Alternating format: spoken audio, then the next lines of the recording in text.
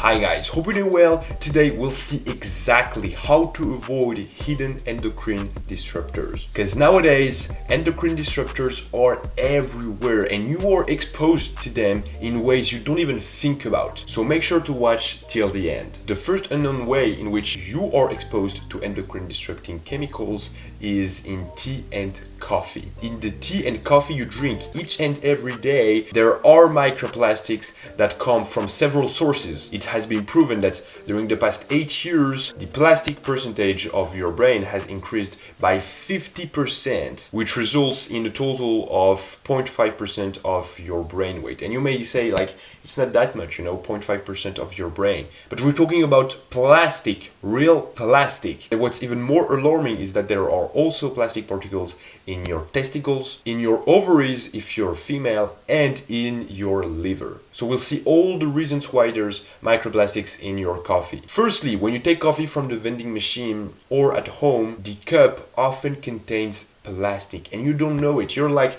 well, it's a paper cup. It's plastic free, it's alright. If you look at the cup closely, there's often a logo with a fish that is dying in the ocean, and right below it's written, contains plastic, don't throw it in the ocean. Because in fact, in those paper cups, under the paper there's a thin layer of plastic. And obviously that plastic goes into your tea or coffee and you're drinking those microplastic particles. Now, if once in a while you take coffee from the vending machine in a paper plastic cup, no big deal, of course, I myself do that. But if you do that at work, so you do that every day, once, twice a day, all year round, that's a huge problem. So the solution is don't take paper cups, take your own plastic-free cups or ceramic cup, glass cup, stainless steel cup, whatever, and avoid plastic cups at all costs. Now, the second reason there's microplastics in tea and coffee is because of tea and coffee filters and tea bags also, and coffee capsules, right? All those little tools that are used to make the product, to make the coffee, contain plastic. So use plastic-free options. Use plastic-free coffee filters, tea bags. Or you can use loose leaf tea so that there's no microplastics, because again, in tea bags, it has been proven that there are billions of particles that are released from the bag, and then you are ingesting those particles. Coffee capsules and coffee filters is the same thing, so use plastic-free options, or for coffee specifically, use an Italian coffee maker, which is pure stainless steel, doesn't use any paper, any plastic at all. It's a good investment. You buy it once and you're never gonna have to buy it again. So guys, again, coffee and tea are amazing beverages. I'm not saying to avoid them, but I'm saying avoid plastic cups, plastic filters, plastic tea bags. Take only plastic-free options. Be careful. Now, the second big category of hidden endocrine disruptor is EMFs through your phone and through any device. EMFs means electromagnetic fields, which is radiation and heat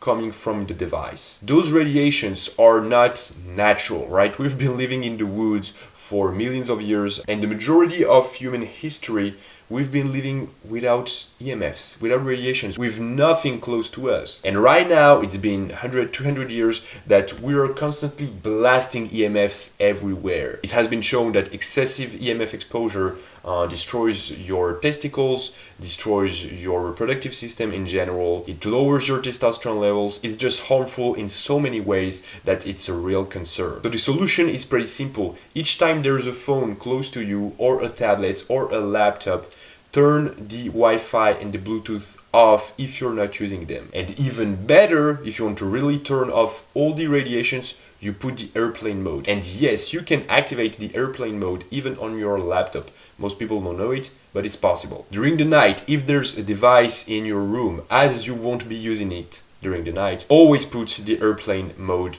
on. Otherwise, you're exposing yourself to EMFs for 7, 8, 9 hours straight, but you're not even using the device. Now, another precaution to take is don't put your phone to your ears or to your body. It's way too close to your brain. We're in 2025, just use the loudspeaker, right? And even Apple says it. Like, if you look at the recommendations, they say don't put the phone too close to your body. If you put your phone in your pockets, always on airplane mode, the radiations are way too close to your skin, your testicles. So again, it's something to take seriously. And finally, the last way in which you are exposed to endocrine disrupting chemicals without even knowing it is pesticides in organic foods. Let me tell you, most people believe organic means no pesticides, no nothing, it's purely natural, it's purely healthy. No. In organic foods, there are still pesticides. There's just less pesticides than in non-organic products because they have to respect a certain dosage, obviously. And pesticides are endocrine disrupting chemicals. They lower your testosterone, they impair sperm quality, they just destroy you. So the best thing to do, obviously, eat organic rather than non-organic. But even if you eat organic, always wash your fruits and vegetables. You wash them under water for like 10-20 seconds. You really do it seriously, and if you even want to go to the next level, wash them in a solution of baking soda and water. You put 1 tablespoon of baking soda in 1 liter of water. You put your fruits, whatever, you put your kiwis, your tomatoes, whatever. Don't put vinegar.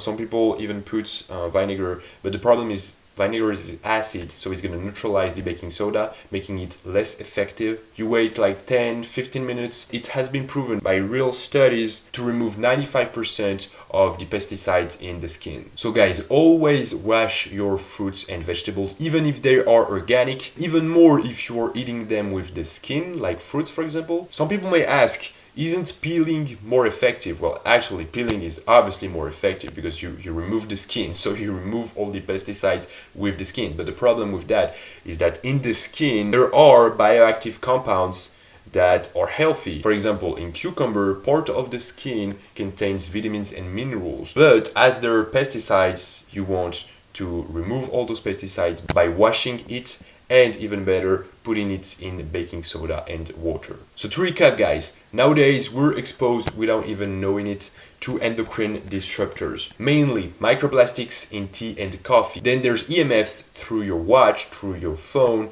your laptop, your tablet, and finally there's pesticides in organic foods. So guys, I hope you enjoyed this video. If you did, please let me know in the comment section, leave a like, subscribe to my channel as well, and click the bell button, and I'll see you next time.